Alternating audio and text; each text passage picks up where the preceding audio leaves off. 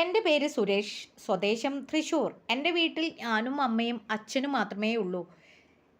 ഇപ്പോൾ എനിക്ക് 30 വയസ്സായി. എൻ്റെ വീട്ടിലെ വേലക്കാരിയെക്കുറിച്ചായിരുന്നു ഈ കഥകൾ. എൻ്റെ വീട്ടിലെ വേലക്കാരിയാണ് ശാന്ത. വയസ്സൊരു 45 വയസ്സുണ്ടാവും.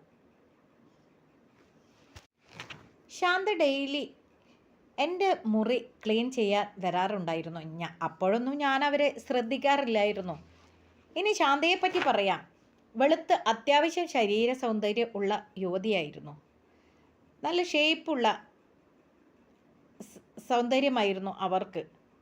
അവളുടെ ഭർത്താവ് ഒരു മുഴുകുടിയനായിരുന്നു. 2 മക്കളുണ്ടായിരുന്നു. എൻ്റെ വീട്ടിൽ നിന്ന് കിട്ടുന്ന വരുമാനമായിരുന്നു അവൾക്ക് കുടുംബം നടത്താൻ. അവൾ സാരിയായിരുന്നു ഉടുത്തിരുന്നത്. വില കുറഞ്ഞ സാരിയിലും അവൾ സുന്ദരിയായിരുന്നു. മുറി ക്ലീൻ ചെയ്യുമ്പോൾ സാരി കുറച്ച് കയറ്റി മുറി വൃത്തിയാക്കാറായിരുന്നു അവരുടെ പതിവ്. എന്നും മുറി തുടയ്ക്കാൻ വരുന്ന ശാന്തയെ പിന്നീടുള്ള ദിവസങ്ങൾ കഴിയുന്തോറും ഞാൻ അവളെ ശ്രദ്ധിച്ചു തുടങ്ങി. കൂടാതെ എൻ്റെ കൂട്ടുകാർ എന്നെ ഉപദേശിച്ചു അവളെ ഒന്ന് മുട്ടി നോക്കാൻ. അന്ന് വീട്ടിൽ ആരുമില്ലാത്ത ഒരു ദിവസം അവൾ ജോലിക്ക് വന്നു. ഇതുതന്നെ അവസരം എന്ന് എനിക്ക് തോന്നി. എൻ്റെ റൂം ക്ലീൻ ചെയ്തു കൊണ്ടിരിക്കെ ശാന്തയെ ഞാൻ പുറകിലൂടെ ചെന്ന് കെട്ടിപ്പിടിച്ചു. അവളൊന്ന് ഞെട്ടി, പിന്നെ എന്നെ തള്ളി മാറ്റി. ഞാൻ ഈ പണിക്ക് വന്നതല്ല എന്ന് പറഞ്ഞു. കൂടാതെ ഒരു കാര്യം അമ്മയോട് പറയും എന്ന് പറഞ്ഞ് ഞാൻ പേടിച്ചു പോയി. പക്ഷേ അവൾ ആ കാര്യം ആരോടും പറഞ്ഞില്ല. പിന്നീട് ഞാൻ കുറച്ച് ദിവസം അവരോട് അടുക്കാൻ പോയില്ല. ഒരു ദിവസം അവൾ എൻ്റെ മുറി ക്ലീൻ ചെയ്യാൻ വന്നപ്പോൾ എന്നോട് ചോദിച്ചു, എന്താ തനിക്ക് എന്നോട് ദേഷ്യമുണ്ടോ എന്ന്. അപ്പം ഞാൻ മറുപടിയായി പറഞ്ഞു, ശാന്തയ്ക്കല്ലേ എന്നോട് ദേഷ്യം, ഞാനല്ലേ തെറ്റ് ചെയ്തത്. അപ്പോൾ അവൾ പറഞ്ഞു, അതൊന്നും സാരമില്ല, ഞാനെല്ലാം മറന്നു, ഇനി അങ്ങനെ ഒന്നും ചെയ്യരുത് കേട്ടോ. പിന്നീട് ഞങ്ങൾ നല്ലോണം സംസാരിച്ചു തുടങ്ങി. ദിവസവും പലതിനെ പറ്റിയും സംസാരിക്കും. ഞാൻ ഡെയിലി ക്ലീൻ ചെയ്യുന്നതിൽ നിന്ന് അവളെ ഒഴിവാക്കി. എൻ്റെ റൂമിൽ വന്ന് സംസാരിച്ച് അവൾ പോകും. വീട്ടിൽ എല്ലാ മലയാള വാരികയും വരുത്തുമായിരുന്നു. അവൾക്ക് വായിക്കാൻ വേണം, എന്നാൽ അച്ഛനോട് ചോദിക്കാൻ പേടിയായിരുന്നു. ഒരിക്കൽ എൻ്റെ റൂമിൽ ഉണ്ടായിരുന്ന മംഗളവാരിക വായിക്കാൻ എടുത്തോട്ടെ എന്ന് ചോദിച്ചു.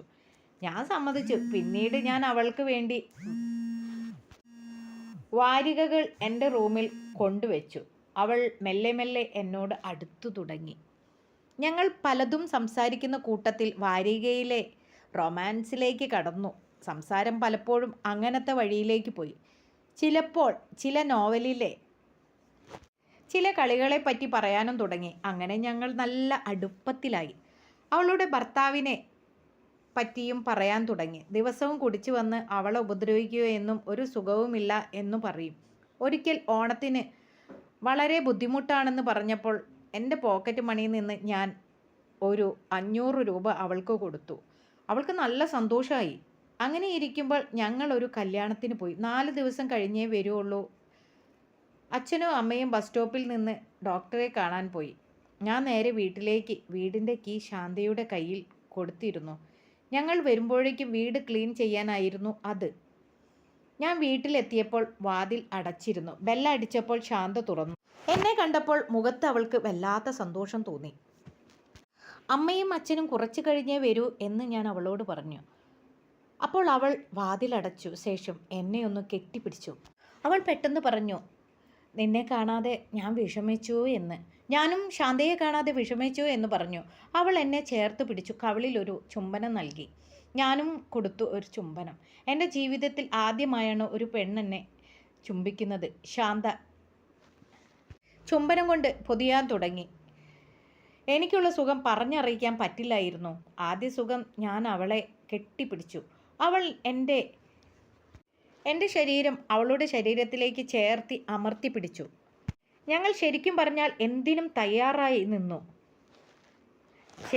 രണ്ടാളും ഈ ലോകത്തെ അല്ലാതായിരുന്നു. പെട്ടെന്നാണ് പാൽക്കാരൻ വന്ന് ബെല്ലടിച്ചത്. അപ്പോൾ ഞാൻ പോയി വാതിൽ തുറന്നു പാൽ വാങ്ങി. തിരിച്ചു വന്നപ്പോൾ ഞാൻ വീണ്ടും അവളെ ഒന്ന് കെട്ടിപ്പിടിച്ചു. അവൾ പറഞ്ഞു, ഇപ്പോൾ വേണ്ട, അമ്മ വരും, ഞാൻ നാളെ റൂമിൽ വരാം. നിരാശയാണെങ്കിലും അവൾ വരാമെന്ന് പറഞ്ഞപ്പോൾ വല്ലാത്ത സന്തോഷം തോന്നി. അന്ന് രാത്രി ശരിക്കും പറഞ്ഞാൽ ഞാൻ ഉറങ്ങിയതേയില്ല. എൻ്റെ ചിന്ത മുഴുവൻ ശാന്തയുടെ കൂടെയുള്ള നാളത്തെ ആ ഒരു സുഖമായിരുന്നു. പിറ്റേന്ന് രാവിലെ കാപ്പി കുടിക്കുമ്പോൾ ഞാൻ അവളെ ഒന്ന് ശ്രദ്ധിച്ചു. പതിവിലും വിപരീതമായി അവൾ നല്ല ഒരു പിങ്ക് സാരിയും അതിന് ചേർന്ന ബ്ലൗസുമായിരുന്നു അവളുടെ വേഷം. ഞാൻ കൂടുതൽ നോക്കാതെ എൻ്റെ മുകൾ നിലയിലുള്ള റൂമിലേക്ക് പോയി. അപ്പോഴൊക്കെ എൻ്റെ മനസ്സ് നിറയെ ശാന്തയായിരുന്നു. കുറച്ചു കഴിഞ്ഞപ്പോൾ അമ്മ എന്നെ വിളിച്ചു പറഞ്ഞു, അമ്മയുടെ ഏട്ടന് സുഖമില്ല, അതുകൊണ്ട് അമ്മയോ അച്ഛനോ അവിടേക്ക് പോകുന്നു. ബ്രേക്ക്ഫാസ്റ്റ് ഉണ്ടാക്കി വെച്ചിട്ടുണ്ട്. ഞാൻ ശരിക്കും സന്തോഷം കൊണ്ട് തുള്ളിച്ചാടി. കുറച്ചു കഴിഞ്ഞപ്പോൾ അവർ പോയ ശേഷം വാതിൽ അടയ്ക്കുന്ന ശബ്ദം ഞാൻ കേട്ടു. ഏകദേശം 10 നിമിഷം കഴിഞ്ഞു. ആ 10 നിമിഷം എനിക്ക് 10 മണിക്കൂറായി തോന്നി. ശാന്ത മുകളിലേക്ക് കയറി വന്നു. അവൾ നേരെ എൻ്റെ മുറിയിലേക്കാണ് വന്നത്. ഞാൻ എഴുന്നേറ്റു അവളെ നോക്കി. കയ്യിൽ മുറി ക്ലീൻ ചെയ്യാനുള്ള ഒന്നും ഇല്ലായിരുന്നു. ഞാൻ അവളുടെ അടുത്ത് പോയി. രണ്ടാളും കുറച്ചു നേരം കണ്ണിൽ കണ്ണിൽ നോക്കി നിന്നു. അവളുടെ കണ്ണിൽ എനിക്ക് കാണാൻ കഴിഞ്ഞത് ആഗ്രഹം.